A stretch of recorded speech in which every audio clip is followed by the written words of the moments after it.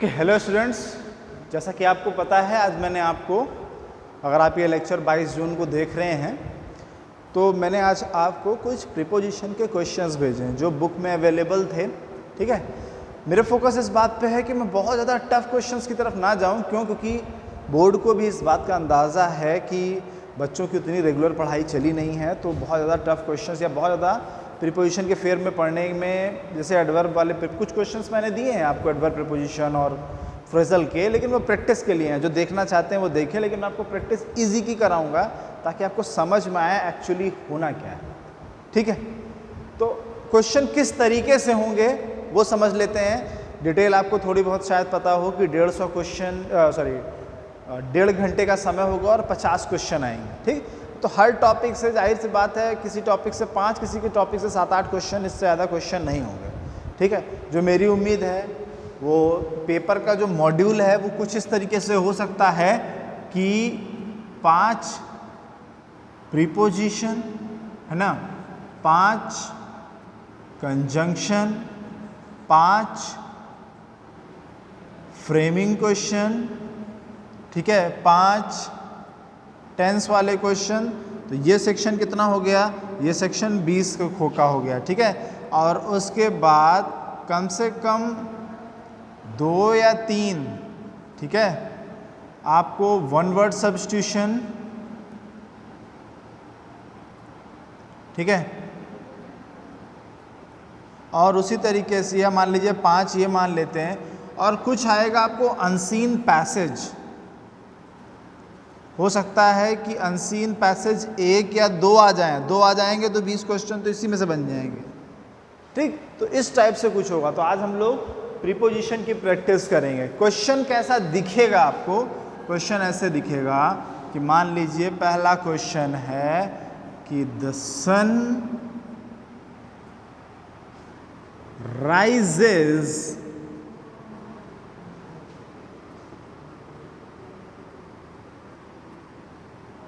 ये हो गया सेंटेंस। इसके बाद ऑप्शन ए है टू, ऑप्शन बी है ऑन, ऑप्शन सी है अपॉन, और ऑप्शन डी है इन। ठीक, मैंने सर्किल इसलिए बनाया कि आपको पता होगा, ये तो बहुत फेमस लाइन है कि the sun rises in the east. Answer इसका इन है। तो आपको करना सिर्फ ये है, मैं आपको एक स्ट्रक्चर बता रहा हूं कि क्वेश्चन इस तरीके से आ सकता है कि एक लाइन लिखी होगी, question number 1, the sun rises fill in the blank the east. तो आपको करना क्या होगा, इनमें से जो भी, अब आप वहां लिख तो सकते नहीं, टाइप का ऑप्शन तो होगा नहीं, तो टू, अपॉन, ऑन या इन, आपको अगर ऑप्शन सही लग रहा है इन, तो इनके आगे या पीछे कहीं पर एक चेक बॉक्स बना होगा जो कि सभी पे बना होगा, और जैसे ही आप इस पर क्लिक करेंगे तो इसका कलर चेंज हो जाएगा। ठीक, साइड में एक बॉक्स बना होगा जिसमें नंबर ऑफ क्वेश्चंस लिखे होंगे।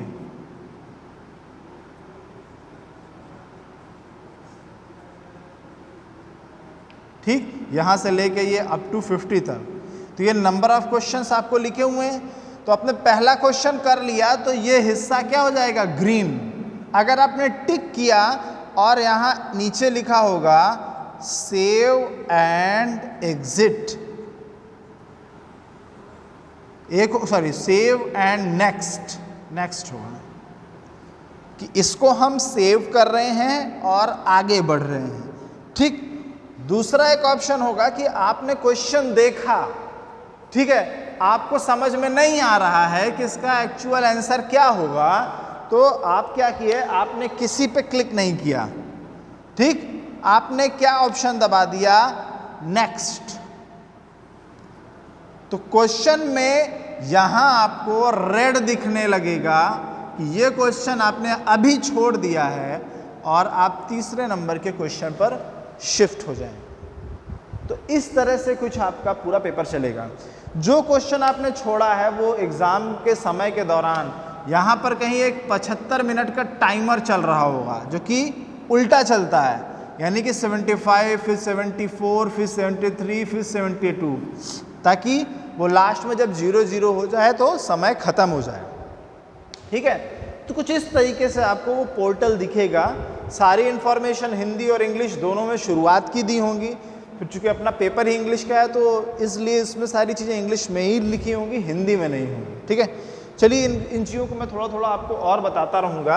आज जो हमारा उद्देश्य है प्रीपोजिशन की प्रैक्टिस करना, उसके ऊपर हम बात करते हैं। मैं एक एक सेंटेंस लिखता जाता हूँ, थोड़ा समय देता हूँ सोचने का आपको, और उसके बाद में उसका सलूशन लिखता जाता हूँ।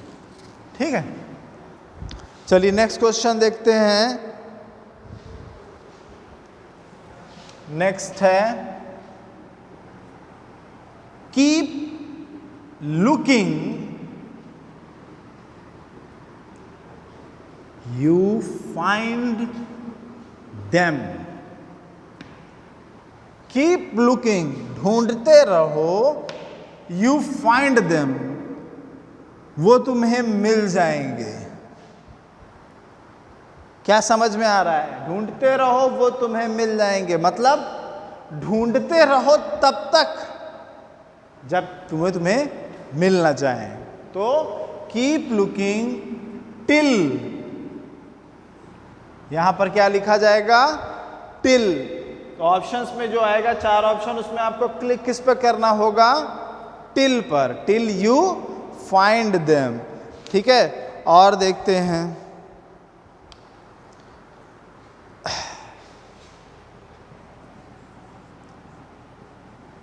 The cat jumped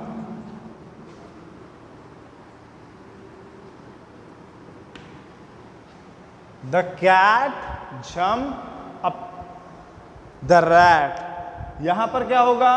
क्या क्या लिख सकते हैं? The cat jumped in the rat, on the rat, to the rat, from the rat, या फिर अपॉन द रैट। ठीक, जब दो ऑब्जेक्ट मूविंग कंडीशन में एक दूसरे के ऊपर आते हैं तो वहां पर हम अपॉन वर्ड का इस्तेमाल करते हैं। ठीक है, किस वर्ड का इस्तेमाल करते हैं? अपॉन। क्यों? क्योंकि जो बिल्ली थी वो चूहे पर झपटी, कूदी, तो मूविंग कंडीशन में चूहा भी भाग रहा है और बिल्ली उसके ऊपर जंप कर रही है। ठीक है, तो cat jump upon the rat. ठीक है, कुछ और क्वेश्चंस लेते हैं, वो जो मैंने आपको भेज रखा है उसमें से। ठीक है, अगर आप पास बुक होगी तो कुछ सॉल्व हैं, कुछ अनसॉल्व है, मैं वो भी देखना चाह रहा हूँ, कुछ जो अनसॉल्व है। ठीक है, अब कुछ ऐसे क्वेश्चंस हैं जो कि जिनमें एक गलत प्रीपोजिशन लिखा हुआ है और उसको आपको करेक्ट करना है। ठीक, क्वेश्चन है tell him something to Meera. तो पहली बात तो ये समझिए कि इसमें प्रीपोजिशन है कहाँ पे। तो प्रीपोजिशन कौन सा है? ये। अब इसकी जगह क्या लग सकता है? इन, अबाउट, ऑन, या फिर फ्रॉम। क्या हो जाएगा? Tell him something to Meera, tell him something about Meera, उसे कुछ मीरा के बारे में बताओ। ठीक है, तो यहां क्या हो जाएगा? अबाउट।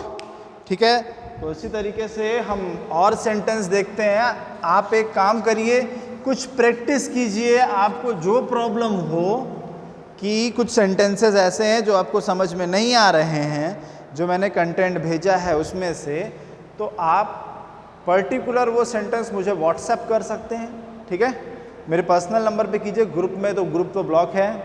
ठीक, तो मैं उसके आंसर आपको भेजूंगा। कोशिश करते रहिए, अपने दिन के समय को अपने नंबर ऑफ सब्जेक्ट के शेड्यूल के हिसाब से बांटिए। पेपर होगा, समय निकालिए, पढ़िए, क्योंकि ऑब्जेक्टिव में जितना चांसेस आसानी से पास होने का है उतना ही चांसेस फेल होने का है। थ्योरी नहीं है कि आप कुछ भी कहानी लिख देंगे तो आप पास हो जाएंगे।